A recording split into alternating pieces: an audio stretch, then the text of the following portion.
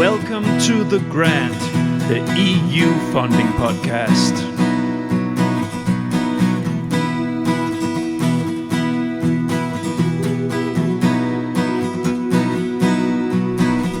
The Grant. My name is Niels Tudor Winter, and I'm the creator, editor, and host of The Grant. The Grant is an independent podcast initiative with the ambition to dig into all corners of the EU R&D funding system on topics of interest for the full EU R&D funding community. The relatively new EU member states in Central and Eastern Europe are well integrated in the EU. But there are structural and historical reasons that makes them struggle a little bit more than the old member states. Nina Meglič is the director of a recently established CleanTech cluster in Slovenia. She is also connected to the research community in Slovenia and hence has a lot to do with the EU funding area. We met at a networking event in Brussels and discussed the current development in the funding landscape. I invited her into the podcast for a talk about conditions in Central and Eastern Europe and how important the EU funding is for the clean tech startups and SMEs in the region. Great content. Please enjoy.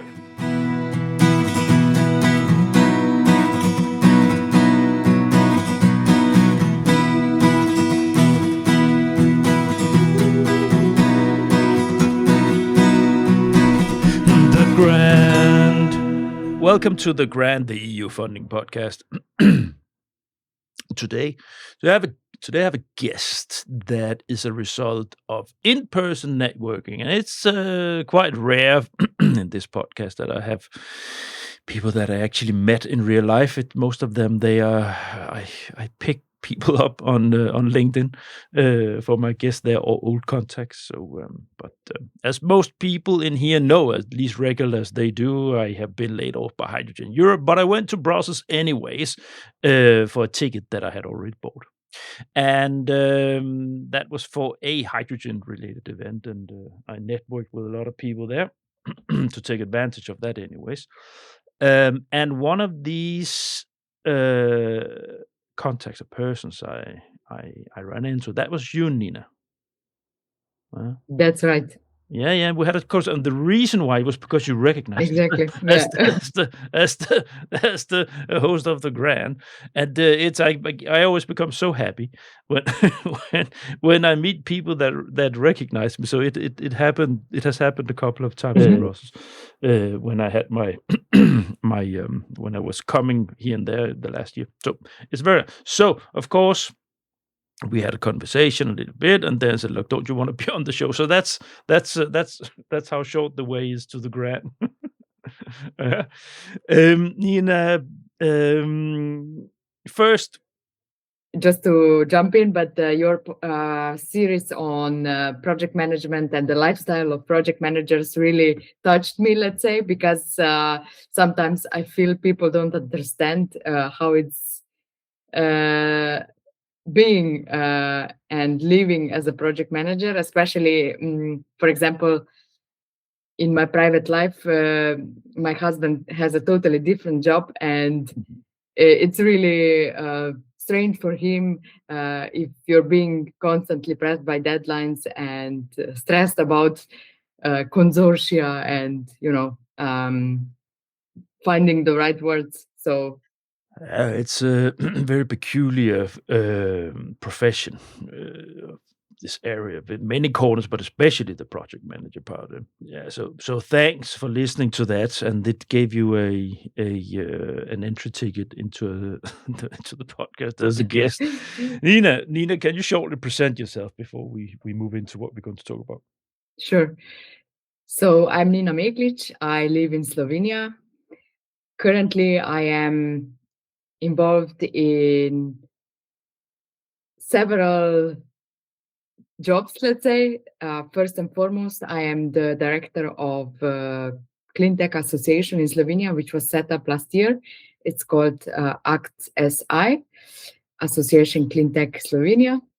And we try to improve the business environment for the development of clean tech as well as the use of it in the country, but also in the wider region. Mhm.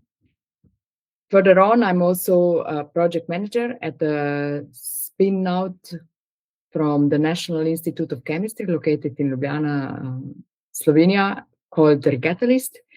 So I am involved in their team as the project coordinator, managing day-to-day project administrative tasks, writing project proposals, reporting, as well as promoting the project achievements of the company, finding new opportunities. And that's why I was also present in Brussels at that event where we met.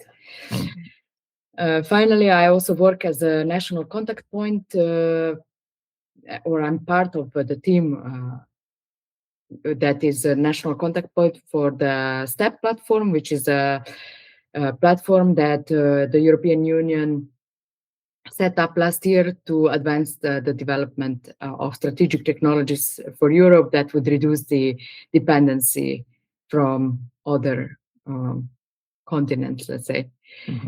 So all in all, involved in ecosystem building and project development for deep tech, clean tech in Slovenia and beyond.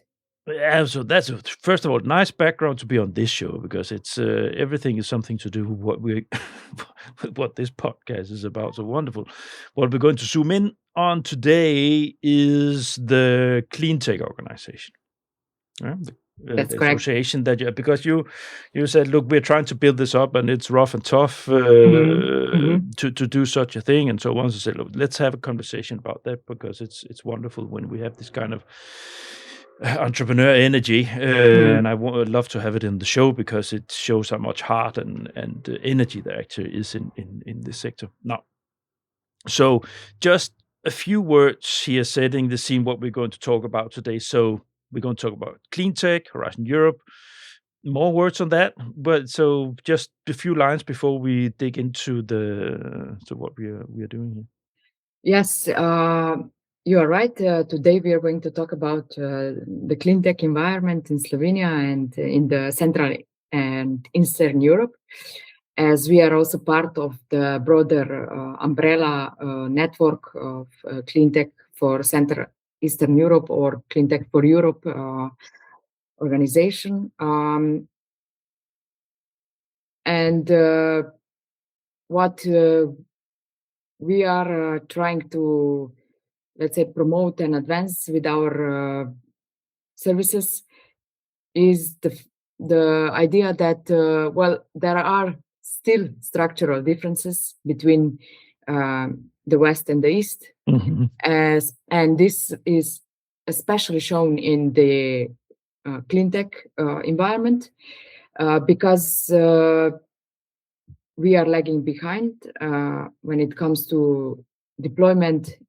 We don't have the appropriate infrastructure to decarbonize and to use the technologies.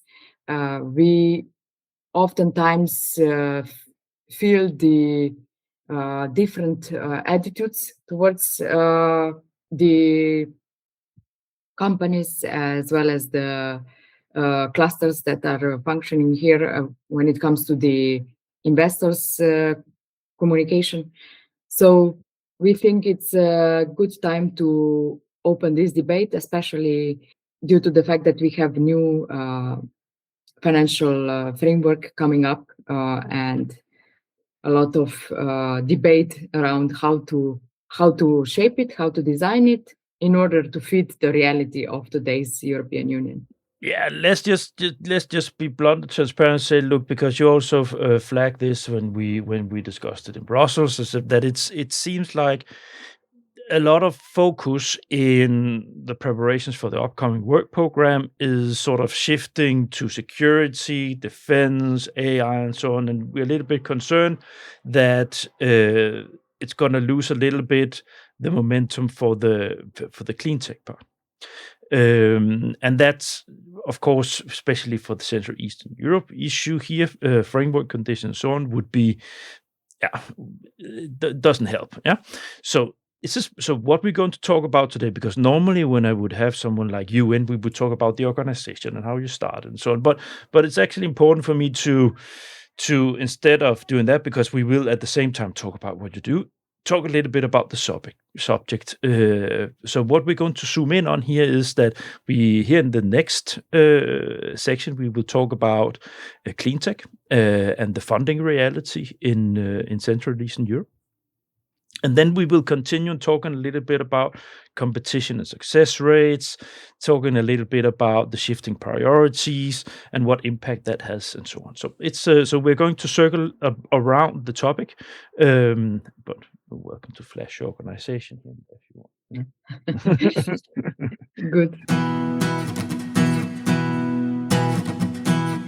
So Nina, let's move into the first block here on CleanTech and the EU funding reality. So what is the role of the funding for CleanTech organizations in Central and Eastern Europe? Well, the EU funding is crucial. Actually, the R&D in, let's say, Slovenia in this field is definitely very dependent on the EU money, especially on the grants from the EU, not so much on the loan side, because this is still something that we are very reluctant to take on. We, of course, feel that the growth of the European funds that is foreseen in the next financial framework in the Horizon Europe is of utmost importance for us in order to develop this sector. However, there are still certain, let's say, issues with the design of the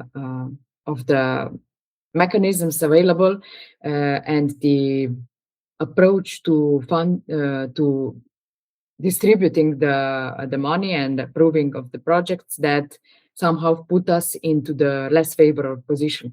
So, if I just give you an example of yes, the please. fund, for example, Yeah. It's a relatively new mechanism, but still we already have some successful ongoing projects. In Slovenia, we only have one successful project funded by the Innovation Fund, and this means that we are at the end of the countries that received this money. And if you look at the statistics, well, who is, let's say, in our company, besides Slovenia, the other Central Eastern European states, except Poland, which is, well, of course, also much bigger and has, from that point of view, also more absorption capacity. So we just published a few days ago to host an Innovation Fund online course with which we would help companies to understand the requirements of the call and also present them what needs to be done, how it needs to be done by the people that already wrote successful applications. Reality hits. We only received very few applications. Also, the companies that said that they are thinking about applying in the next years to this call didn't decided to join, despite the fact that they were somehow initiating or, let's say, suggesting me to do it. So this, I believe, shows us that, well, I don't know, either the companies are afraid or feel that it's too much for them because it's a really complex procedure, but also that, well, we need to adapt the design of this fund. Otherwise, we will continue reinforcing these divisions between the East and the West, as it's currently shown by the statistics of successful projects. Because it's not true that we don't have the necessity to decarbonize, which is the main intention of the Innovation Fund, but it's clearly the let's say criteria are not adjusted to the reality under which the companies here in Slovenia are functioning.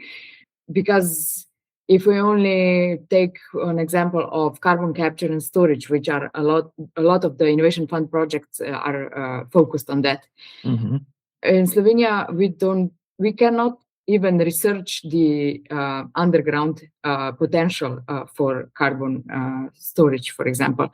So why would the company decide to do this project if we don't have the legislation environment and also no infrastructure efforts focused on these technologies? Therefore, my point is we need to place this money hand in hand with also some structural reforms in the member states that would bring the countries in East and Central Europe closer to the realities in the West, where they already had years and years of pilot and demo projects going on. They have a better infrastructure in place. And of course, they also have a bigger national capacity to support such projects. Yeah, I think the key issue here is that one of the key issues you have this is also a topic that I've been covering in this podcast. There's a historical context. There's you have transition economies from planned economy to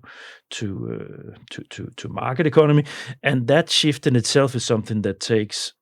So even though a lot has been accomplished in that shift, there's still some things that that is still there structurally in the system. Then you have the political reality and the perception of in politicians' heads after the shift after '89. Most Eastern European countries, they ran as far away from any state involvement as possible, because everybody was looking to America more than actually when it came to society model. Yeah, so it was scrap anything where the state involved. Yeah, companies, money, capitalism, and so on. No intervention, and so on, and that it's not like that anymore. So you have got throughout Central Eastern Europe a change coming along where support schemes are put in place, but it very much depends. It's very different from country to country. And when you don't have a tradition for this, a bureaucratic and political tradition for shaping supportive funding schemes and adjusting the mechanisms in such a scheme and making it fitting to the business community, often it doesn't work. It doesn't come out with the intention that it was supposed to be, or so it's talking about the EU funding reality, it's vital for you, because that's there you have the EU has the EU's funding schemes has there's a variety and flex that the bouquet of funding is very much it covers all kinds of different ways, but it's more difficult to approach the funding than national funding schemes. Yes, you are right. I agree with what you said. This long-term strategic planning and of the development in, let's say, our country is still a challenge because we don't have the culture of looking for a broader good, let's say, especially after the wars. I feel that period dismantled this sense of the community in quite heavily, even though there is a lot of people still very nostalgic about Yugoslavia. It's like there's everywhere in Eastern Europe. So being dependent on the EU also means that we are also very dependent on the policy shifts that happen at the EU level. And this is where we have seen in the last year, let's say, also a move away from the green agenda, let's say, towards the more pressing geopolitical topics on one hand, and on the other hand, yes, the AI. We would hope somehow that, well, this kind of changes wouldn't happen because it really negatively affects a lot of the projects and and also companies that were established with the reason to develop technologies that were so heavily promoted during the Green Deal. But what we see is that out of that period of strong green transition agenda, key strategic players and areas, let's say, shaped up, and those remain devoted to the sustainable, circular, clean technology. With those, we can still collaborate and work despite the shifts that happened. And luckily, also, there are a number of strategic documents that the European Commission adopted in the last years that are still very much in place and are substantiated with the Clean Industrial Deal and the STEP platform, as I mentioned. So we are not afraid that the funding for climate and for clean tech would be reduced. Mhm. It's just that the narrative shifted a little bit towards security and the dual use. So we just need to find the new keywords, let's say. We'll get back to this later, but we have a nice bridge actually into to some of the things you're talking about now for the next segment. So let's move into that. So that's here we are going to talk about competition and success rates. So, and here it's sort of a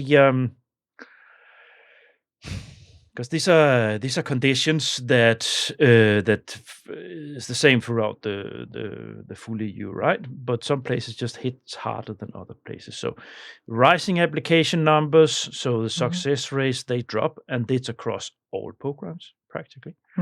And then we're going to talk a little bit about why this is hitting you guys harder than others. But have you felt this? Can you see this from your desk and the different roles you have, not only from your association here, but since you're also in the university? Can you share a little bit? Yes. One thing is that with the AI tools, there is a growing number of proposals that can be generated very quickly. I'm not talking about the quality, but the quantity for sure is there. So this, I believe, has influenced a lot the way we write and work. On the other hand, also the use of AI in the evaluation phase has mostly negatively affected how the number of projects that are being approved, but not only the number, let's say the feedback from the evaluation that you get is worse than it was because you can very clearly see how an evaluator used the AI because of the nonsenses that are put in the evaluation summary report. This is important, what you just say, because I've been having a lot of conversations in the podcast about AI proposal, and I've been having evaluators in. I've been having of different sorts, and they are all very much against, or at different levels, so to say, in different intensities, I would say, or at least if they have, then they say we really need to take care. But no one of them is talking about using it. And they rejected very almost aggressively using AI for evaluation. But when we've been sitting in the panels and say, but come on, guys, they're of course they're using it. I don't think so. But it's the first time that I hear someone who can see it and mentions it, that it's obvious from an evaluation summary report that you have. Okay, yeah.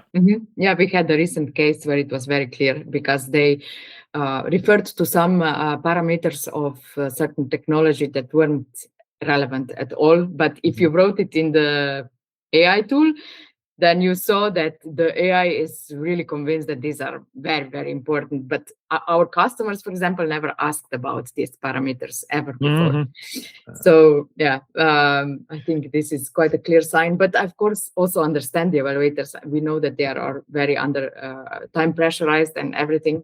So yeah, it makes sense to a certain extent, I would say. Mm-hmm. Also when it comes to writing. But yeah, we see that the budgets are decreasing somehow for the projects. They want to see more and more.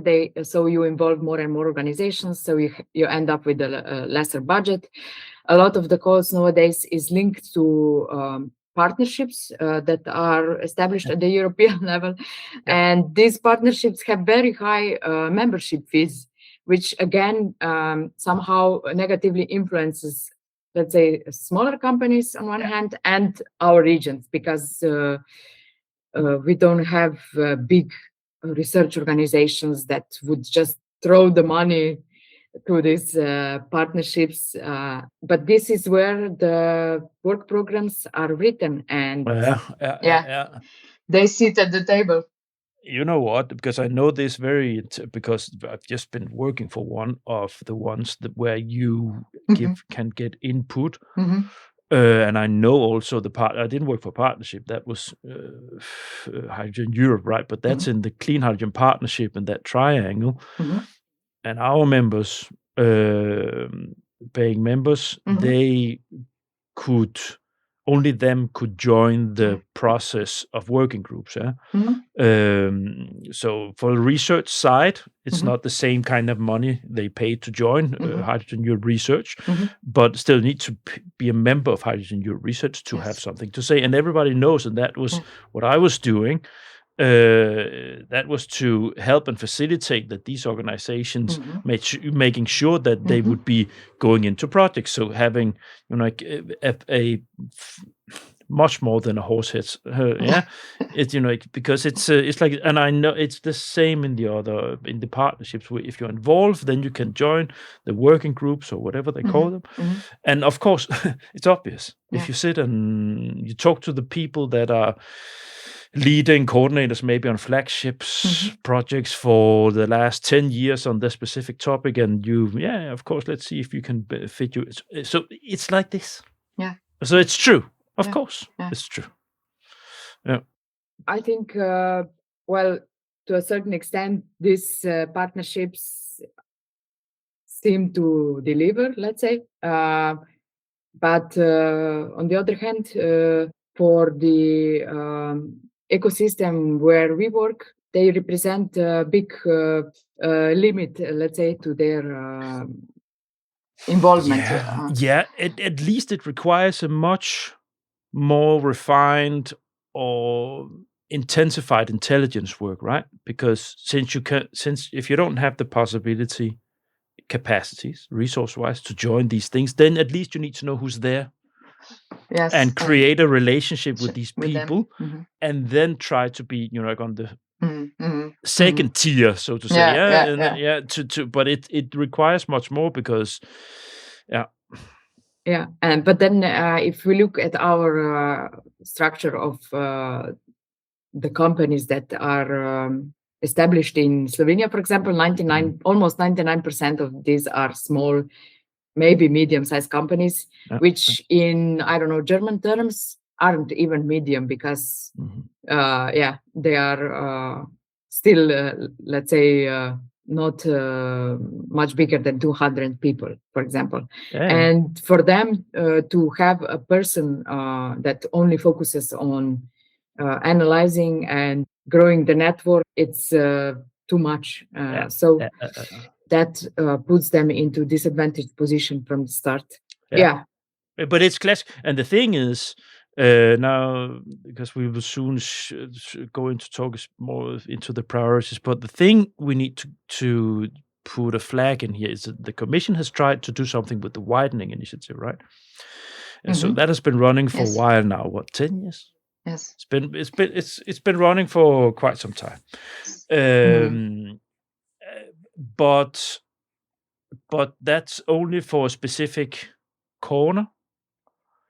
I know there are a lot of calls under it. It's not like that. So, but it's if you want, the process is a little long. Yeah, if we're supposed to have, if it's supposed to be equal for all through everything, right? And this, it shouldn't be the system that puts bottlenecks. On the contrary, yeah. So it's, but is it? Meaning, if you want really to engage, then you should maybe make a different way of input to the work programs than close partnership with membership fees and so on. Maybe, or if you make a part, then you make per cap public consultation or something. or per capita GPT related.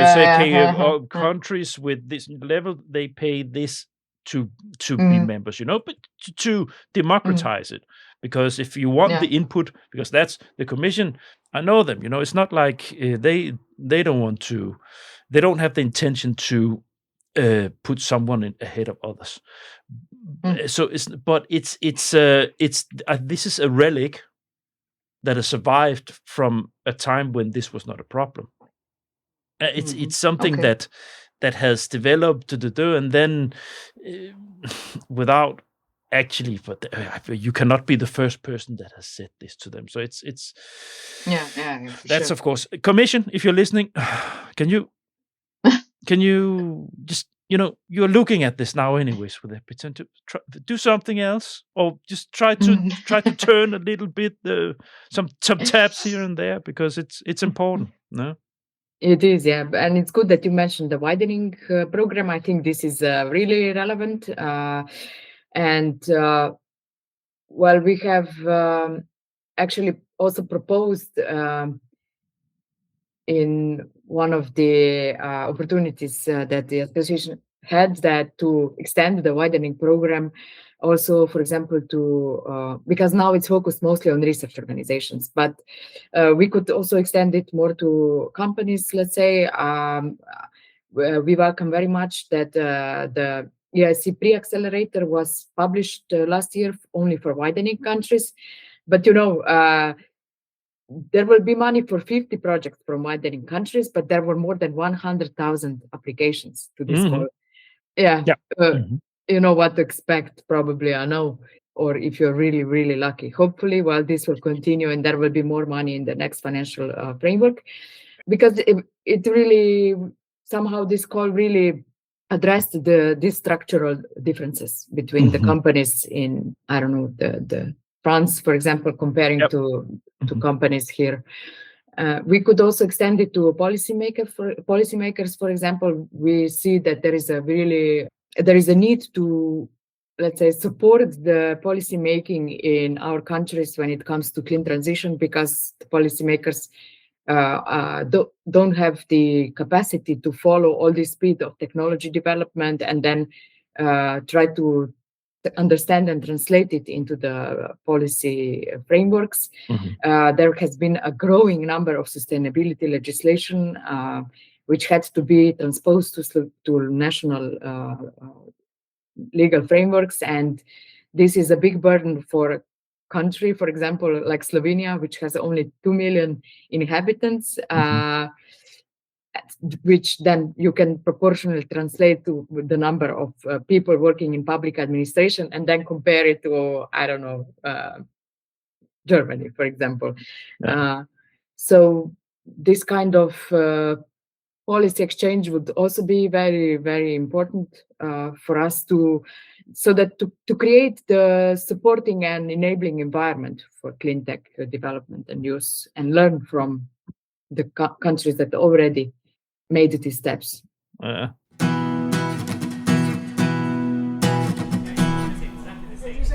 Hello, my name is Chiara Liguori. I've been listening to the podcast for half a year, but I invite you all to listen to it as well. We talked about constraints, and we're going to continue talking about constraints now, because we're moving into the shift in priorities, and they are of course a sign of the times we live in. I think most people sane would agree that that the way the war is, somehow 26 has been, seems like it's been lasting for a year already, right? But especially I'm Danish, so it's like crazy. Okay. It's like, there's something we need to handle here, and that, of course, it doesn't matter with all the climate and clean energy if we are forced to speak Russian. Mm. And Slovenia should understand these kind of things in your corner, right? Especially Central Eastern Europe. But it's that's fine. Of course, we need to step up with these things. But of course, we're not supposed to start watering down the work for the. It is, of course, about sustainability, environment, but it is indeed also it's a coin with two sides. It's also from the Commission clear that it's about environment sustainability, but it's also that is a matter of building up strong technologies and having strong SMEs, strong startups that can create growth and value throughout the union, right? Mm-hmm. Tell me, because you mentioned it. So, what are your thoughts about this? I think, to just neglect what has been done and what we all know, the fact that there will be a lot of costs also due to climate change in the future, it would be, to say it bluntly, very stupid. And despite, the growing security threats, but I believe this is one of them. And we have proofs around in our environment that it will become an even bigger problem. So this is, let's say, from the nature point of view, but from the business side, it's really, and I always say to the companies with which I work, it's about being a very rational housekeeper, let's say, of your own business, because it's in the end about optimization. It's about energy efficiency, material efficiency. So meaning decreasing your costs and improving productivity, which is the ultimate goal of, I hope and I believe, of every company. And on the other hand, what we see becoming very much important is the need to have local access to raw materials, or maybe not local, regional, or European. I have heard a story, for example, from a big chemical company in Slovenia selling worldwide. Well, they needed a basic chemical for one of their processes because they are producing resins, and they just couldn't get it in Europe, so of course they turned to China. But then the Chinese company said, okay, we can deliver it to you in 1 month, but the price was very high. They didn't have a choice then to confirm this order from this Slovene company. But after 2 weeks, this Chinese company calls them and says, no, we will not deliver to you. We have a maintenance work, and see you next year, let's say. So they were out of this very important basic chemical with nowhere to go, because the European chemical industry suffered also a lot in the last years from this dumping from China, and a lot of the companies were bought from the Chinese. And so, you have to talk to them. That's why in the past year there was really a lot of reflection and motivation to start projects that would bring us back these raw materials and basic products that need, or semi-products that are part of a certain production process. But that's expensive. It's expensive. Yes. But the Commission knows, so that has been a priority for quite some years now. But the Commission knows, but it's expensive. So if we're talking, looking through the prism of the shifting policies, it's just, I guess, your message is that keep focus on this. Yes, we need to build defense. Yes, we need to build AI and security. Fine, but please, Yeah. factories or companies are suffering out there. Indeed, we will lose the industry in Europe if we don't do it, and if we don't continue investing in this, let's say, clean tech or whatever, circular economy, energy efficiency. And don't fall for the trap just because America has gone crazy, and we can't do anything with Russia anymore. That then we're suddenly just going to work with China. No. Mm. It's just China doesn't change its nature just because there's a crazy president in America. It's we need to realize that we need to do this ourselves. Yeah, and change the trade policy, I would say, because we need harsher, stricter rules when it comes to protecting our markets and our industry. Yeah, I mean, it's how to say it, hypocritical maybe, because I don't know, 20 years ago everyone ran to China to produce cheap.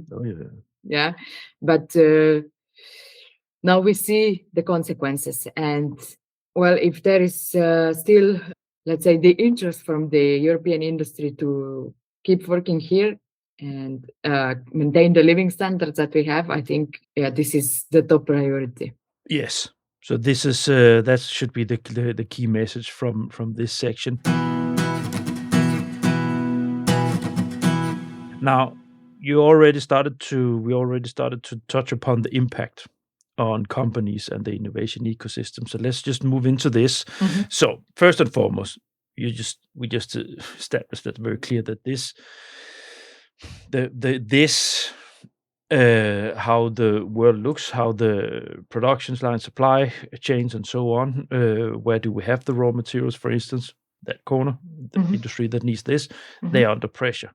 If we look at the focus on the funding system and this tension there is now, so to say, inner tension on having to shifting a lot of resources towards these corners while maintaining clean tech sustainability issues. The consequences for SMEs and startups. How you look at it every day because you work with it. Yes. Yes. I mean, speaking from experience, our plans have changed quite drastically due to these shifts. Yes, very concretely. For example, the fundraising is postponed for more than a year because of the investor reluctance, on one hand, to invest in clean tech, but on the other hand, also to invest in a company from Slovenia. They say to us all the time that if we were in Germany, we would already get the funding, for example. So, and also the investors from our region sometimes prefer to invest in Western companies because they know that there is a little bit more stability, there is a good infrastructure in place, they have the support ecosystem very well running. It affects us on all levels. Yeah, I believe that this can resonates a lot also with other companies or startups in this field. But the fact is that, in Slovenia, we almost don't have deep tech startups because all of the support system is focused on software So that's a political choice in Slovenia. I don't know. It's just the fact that, again, and we come to the funding, that the investment that needs to be done in a deep tech company is so much bigger than to invest in a software company that only needs a desk and a computer, that we don't know how to approach, or no, that we don't know. We don't have the capacity to approach this issue. So we know that startups in the Western Europe and also the investors coming from that countries are used to the fact that once you set up a company, especially if it's a spin out from a research institute, you can they help you with setting up the facility, or you already get the facility as part of the campus or something. Here, you don't have something like that. You need to build everything on your own, which means spending time and money, which is instead of investing in research and the commercial aspects. Yeah. The thing is that if we take the square root, so innovation, funding for research and innovation, that's de-risking. Yeah, Exactly. That's basically what it is. That's the key element, is to take away the risk, so companies and organizations dare to take that step and to develop that innovation process or technology and so on without the risk of going bankrupt. Yeah, or at least raises the chance not to bankrupt. Yeah. Now, if you have a system, and we've just been going through this, right? So if you have a system where the framework conditions, you don't have so much focus on having public funding then naturally it becomes much more reliant on the European funding side. Yeah. If you pair that with what we've been through in this conversation, right? You said the rising number of proposals because of AI, structurally more difficult to get into the core decision making groups in Brussels, where you get always the synergy and spin-off into the right places. Exactly. Then that combination in that cocktail, of course, puts a strain on the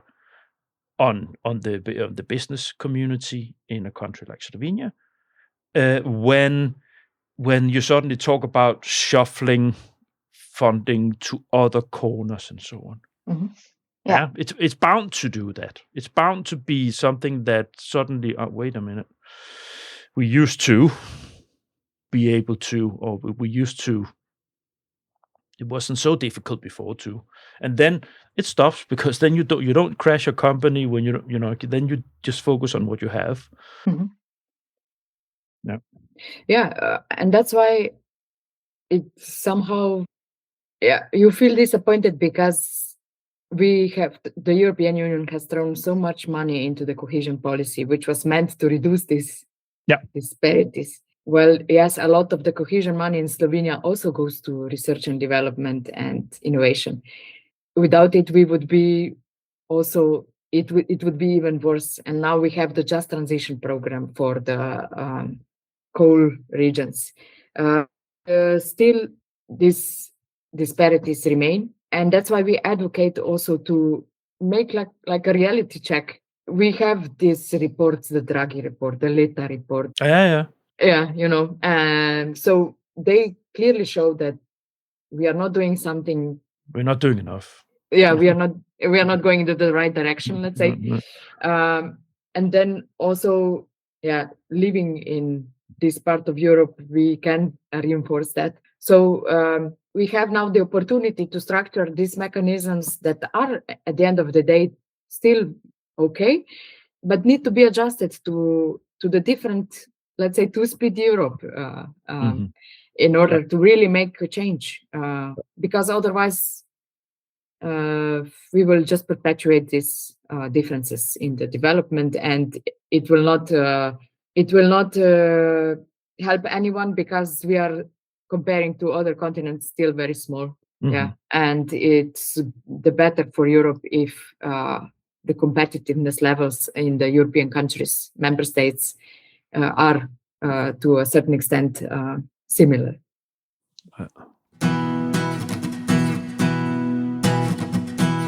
Now, the advice and reflection section. I started some time ago to make sure I have an all, because it's always good in podcasts to have that. Like the listener feel that they get something with them. It's like this. That's podcast theory. Now, I've put here your advice for associations like yours, because everything we talked about here, we cannot advise the commission, right? So more giving sort of to similar peers within your corner. So what have you dotted down in your preparation here? What have you thought about? Well, after our establishment, we immediately connected with similar organizations as ours. CleanTech for Southeast Europe, CleanTech for Central and Eastern Europe, for example. We are part of their network. We collaborate together. And these are also the things that I shared are also some of the reflections that we made together.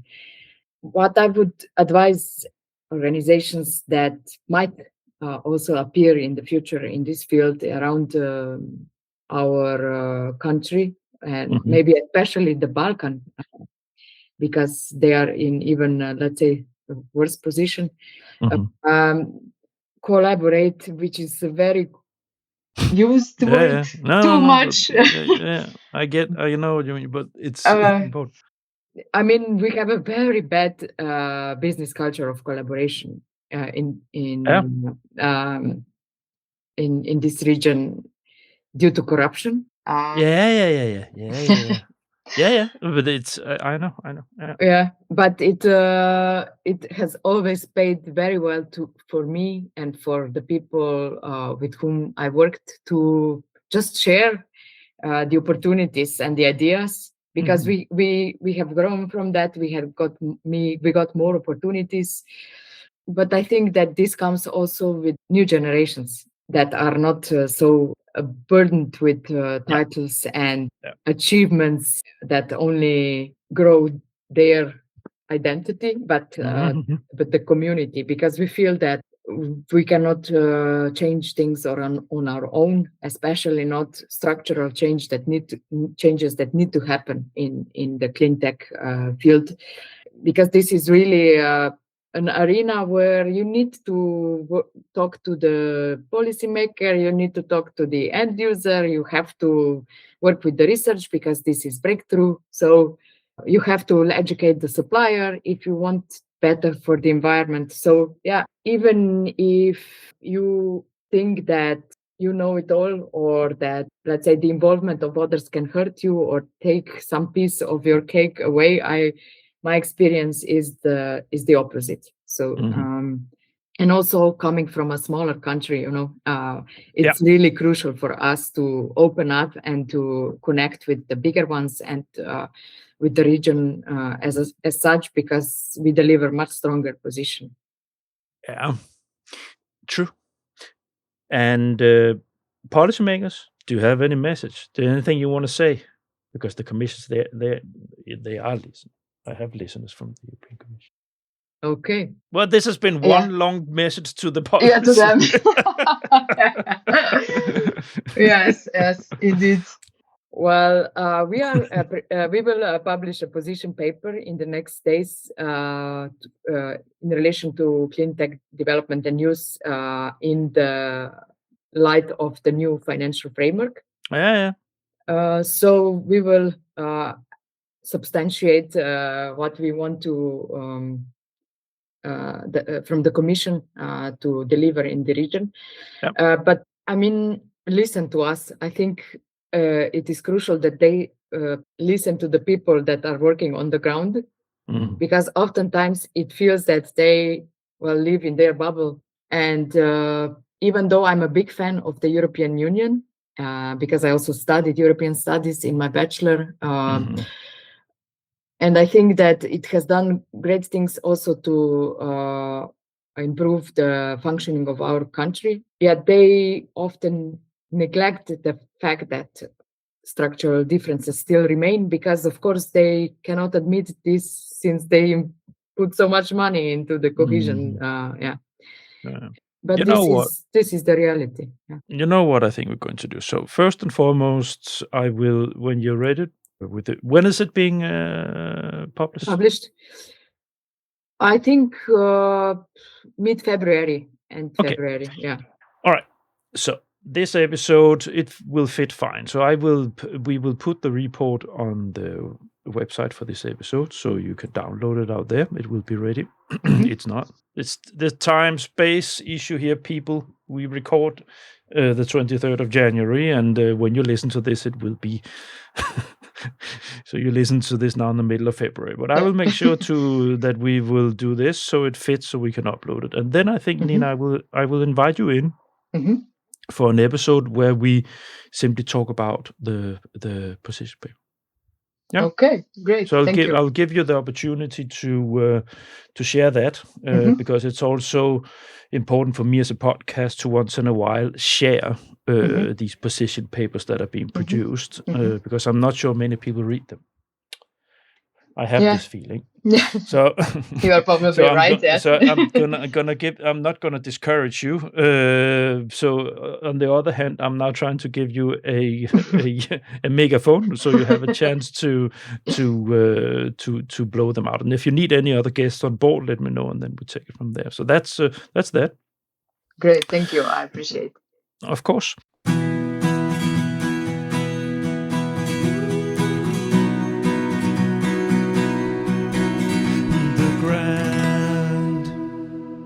We have reached the end. We need the toughest challenge. So I put here toughest challenge being an association reliant on external funding in a system under pressure. But what did you dot down? This is the toughest challenge. And again, maybe very related to what we have been talking about. Associations such as ours in our region are very much undervalued. All the efforts that are put into connecting people, doing all this, let's say, long-term strategic work are for the free time, so it's evaluated as something that is not very relevant since it doesn't bring money to the table tomorrow or in a month. So that's why I'm sometimes asking myself why I'm still doing it. No, I'm joking. I mean, I'm convinced that this is the right way to go, also because of the future generations, especially because of them. And yes, at the end of the day, there are still the champions in this CleanTech ecosystem, also in Slovenia and Central Eastern Europe, that convince me that it's worth to do it and that our work makes sense. Yeah. On that note, it's always good to lift it up, leave it on a high note. I learned that. Nina, thanks. I'm just going to land the plane before we say goodbye to the listeners. So, dear listeners, thank you so much for listening to the end. I hope you enjoyed this conversation, digging a little bit into conditions in Central and Eastern Europe, business communities. Now, if you like what you're hearing here, go to my website, thegrant.eu. There you'll find tons of content. I have more than 200 podcast episodes. Not everything is about funding for Central Eastern Europe, but there is actually a widening series there. So with people of interest with this, you can go in and find that. So you go to Podcast Universe, and then you'll find tabs in the top, categorized episodes where you can go on and find exactly what you are looking for. There's also for universities and research. There you have for coordinators and so on and so forth. So browse around in there, and when you do that and say, wow, this is fantastic, I would like to support this guy, you can do so. You can go to the bottom of each site and find the online form to subscribe to my email list. So I send out an email every Monday when I release the week's episode. Finally, connect with me on LinkedIn. Go and like the Grant page there and connect with me, Niels Tudor-Winther. I'm the only person in the world with that name, so it shouldn't be too difficult to find.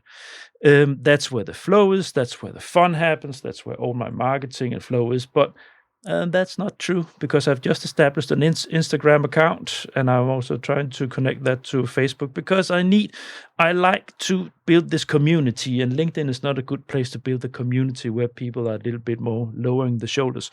So I have started to share kinds of informal videos and photos of my work, how I work as a podcaster, but also sort of sharing things that should be of interest for people who are fans of this show. So go there and connect with the Grant podcast. I think the handle is on Instagram. You'll find me. You know the logo. That's that, Nina. Do you have an Instagram account? I do. Well, go and find the grant. Very boring. I will ever. I do. I have already put up a lot of things and videos, but I don't think a lot of people have watched them. But I'm not used to working with Instagram, so I try to understand how does it work with story and a reel, and people are laughing out there now, especially if millennials are listening to this, Generation Z. But I'm coming after it. So yeah. Great. You said the grant all together, or the Grant podcast should be, or if you just search for the Grant, I think you'll find it. Okay. No, now my guest is looking for me for Instagram. No. So Nina, thank you so much for coming by. Let's say goodbye to the listeners. Bye. Bye. Thank you. Thanks for listening to this episode of The Grant. All the Grant episodes have their own site on the Grant website. You'll find the link to the episode site where you listen to your podcast. On the site for this episode, you'll find a link to Nina's personal LinkedIn site and a link to the CleanTech cluster that she's a director for.